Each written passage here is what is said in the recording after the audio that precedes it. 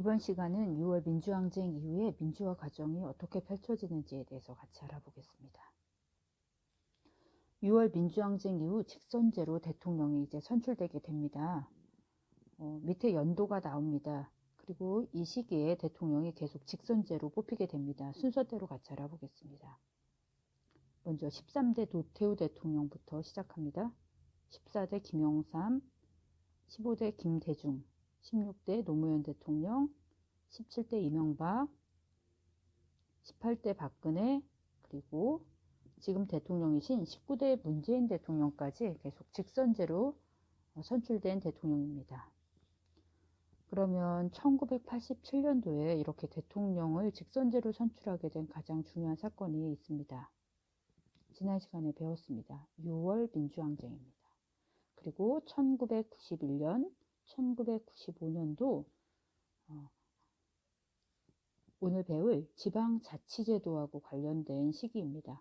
1991년도는 지방자치제가 부활하게 됩니다. 그러면 지방자치제도가 1991년도에 처음으로 시행된 것은 아니라는 것을 우리가 짐작할 수가 있습니다.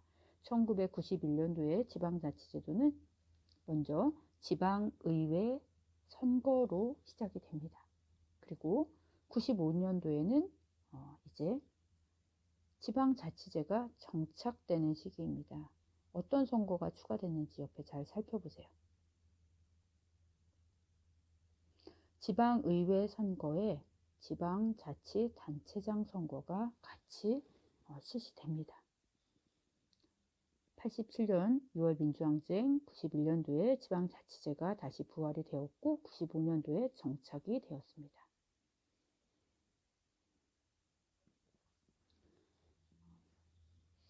그러면 당시 여당 대표였던 1987년 당시 여당 대표였던 노태우 대표는 이제 국민들의 민주화 요구를 받아들이는데 가장 중요한 국민들의 요구가 무엇을 포함했습니까? 그렇습니다. 대통령 직선제를 포함한 민주화 요구를 받아들이겠다고 발표했습니다. 이것은 6월 민주항쟁의 결과입니다. 자, 어떤 발표가 있었을까요? 6월 29일에 발표되었습니다. 그래서 우리는 이 발표를 6.29 민주화 선언이라고 우리가 꼭 기억해야 됩니다. 6월 민주항쟁의 결과로 6.29 민주화 선언이 발표가 되었고 그 내용은 대통령 직선제를 포함한 민주화 요구를 수용하겠다라는 내용을 포함하고 있습니다. 그에 따라 1987년도에 제13대 대통령 선거가 치루어집니다. 앞에 선거 벽보를 함께 보겠습니다. 기호 1번은 노태우 대표입니다. 직선제로 발표하겠다고 6.29 선언을 발표를 했습니다. 이때 당시 노태우 대표는 여당의 대표였습니다. 그리고 기호 2번, 이름은 가려져 있지만 김영삼 대표와 3번 김대중 대표는 두 분 다 야당의 대표입니다. 그런데 두 분이 야당에서 후보가 단일화되어서 나오지 못하였기 때문에 여당 대표였던 노태우 대표가 나중에 대통령으로 당선이 되었고 이것은 6.29 민주화 선언의 한계라고 지난 시간에 같이 배웠죠. 그에 따라서 1987년도에는 제13대 대통령 선거가 시행이 되는데 그 방식이 이전과 바뀌었습니다. 어떻게 바뀌었을까요? 그렇습니다. 직선제로 시행이 되었다. 대통령 직선제는 처음 있었던 일은 아닙니다. 제7대 대통령 선거는 7대 대통령은 박정희 대통령이었습니다. 그런데 박정희 대통령이 대통령 임기를 채우고 나서도 계속 대통령이 되고 싶다는 그런 욕망을 가지고 있었기 때문에 헌법을 개정하고 간선제로 바꾸고 나서 이제 얼마 만에 16년 만에 다시 대통령 직선제로 대통령 선거가 이루어지게 됩니다. 김영삼 후보와 김대중 후보의 두 야당 대표의 후보가 단일화가 이루어지지 못하기 때문에 이때 전두환의 뒤를 이어서 바로 노태우가 대통령으로 뽑히게 됩니다. 그 이후로 제13대 노태우 대통령으로부터 현재까지 우리는 계속 대통령 선출 방식은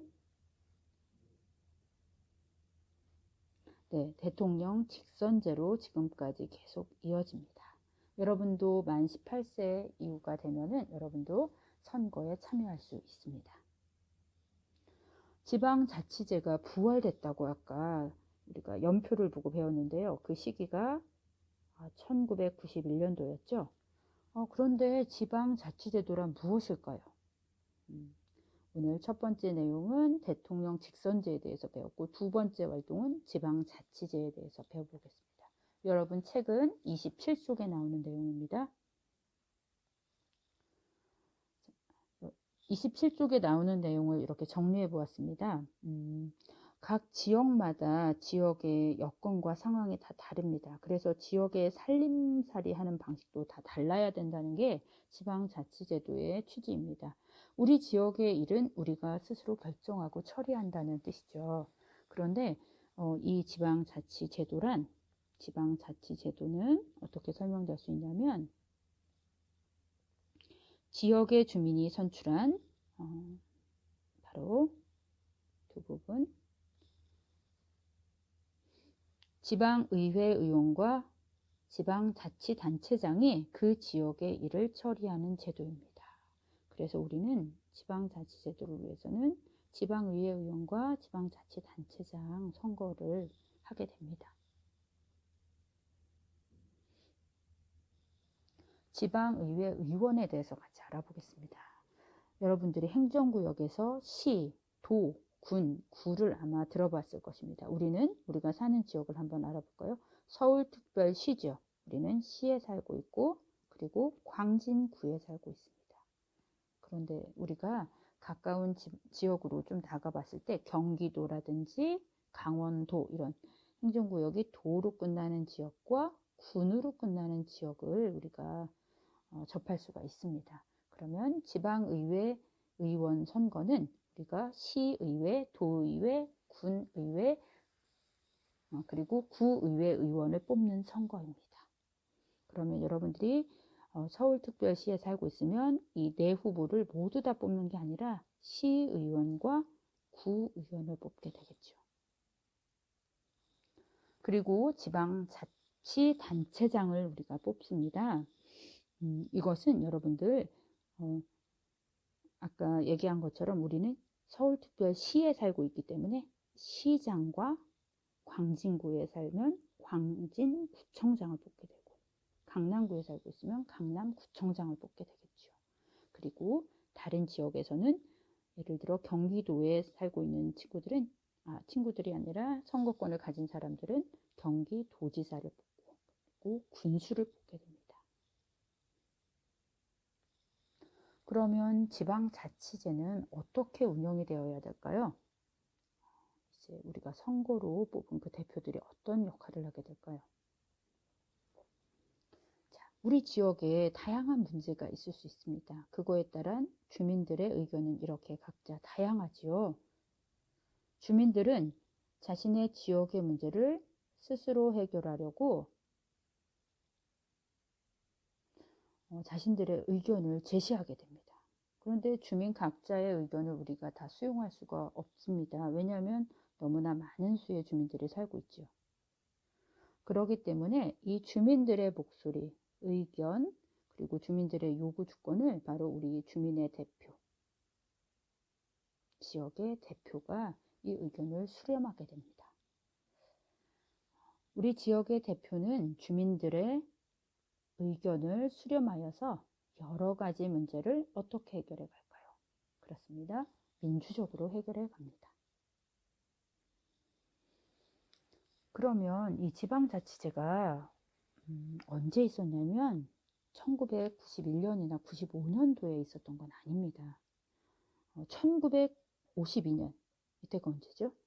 우리나라가 6.25 전쟁 중이었습니다. 그런데 이때 당시 지방자치제는 1995년도에 처음 시행이 되었습니다. 그러다가 1961년 5.16 군사정변으로 지방자치제가 이제 폐지가 되었죠.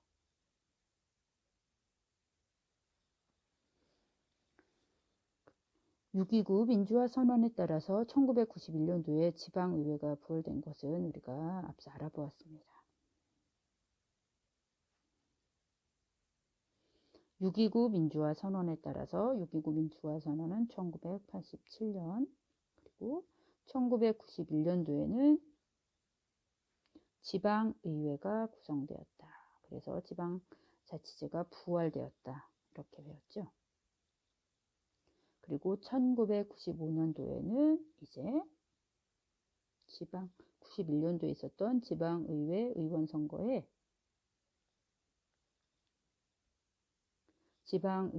선거에 지방자치단체장 선거도 같이 치러지면서 지방자치제가 완전히 자리 잡게 됩니다. 정착 시기. 정착기를 거칩니다.